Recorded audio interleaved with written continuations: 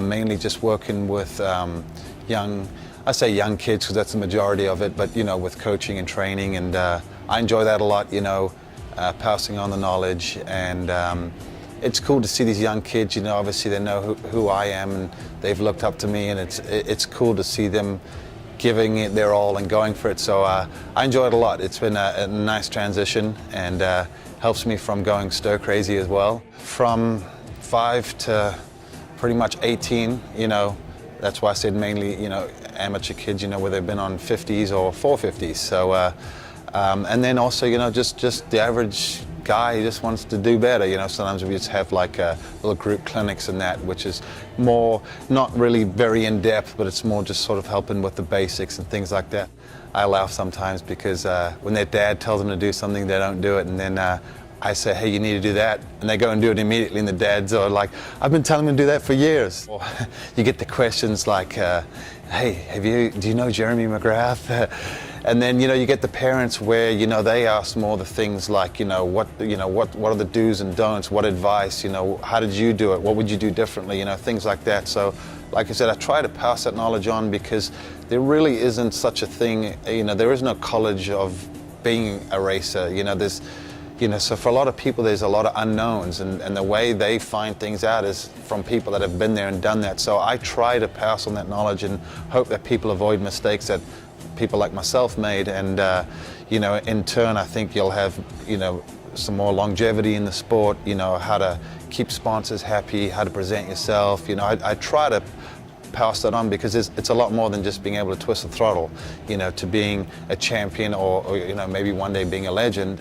For me, I grew up in South Africa, and I went overseas to race GPs, and it was like getting thrown in the deep end. It was like you sink or swim, and I think that helped make me a tough, gritty rider. I think that's maybe something that people think of when they think of Grant Langston, but I was maybe never always the fastest or the most talented, but a lot of grit and determination will get you a long ways as well, and I always try and instill that in any kid, just that never say die attitude, and just give it your all. You have a small window of opportunity to be successful, and then you have the rest of your life to enjoy it. Not being closed-minded is one of the biggest things, I guess. For me, I just went through, a period of just let me try everything and anything.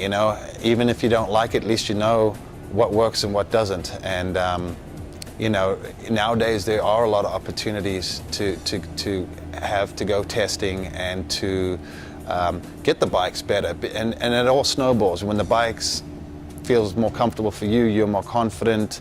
It's a momentum thing. People talk about how important momentum is in sports, and it's very true. Give yourself a few laps, get a feel for the terrain, maybe the elevation, the jumps. Make sure you're aware of how the bike is handling. Is it satisfactory to your liking? And once you start getting comfortable, then start attacking a little harder. I tell people, it's okay to fall down every now and then, because you're finding your limits. And more often than not, when you do fall, it's in a turn from pushing a little too hard or whatever. But once you've realized where your limits are, take it back a notch and try and stay within your own means. Young kids might put top riders on a pedestal, but at the end of the day, as riders, we look back and look at all our mistakes. But the reason you do that is to hopefully prevent making those mistakes in the future.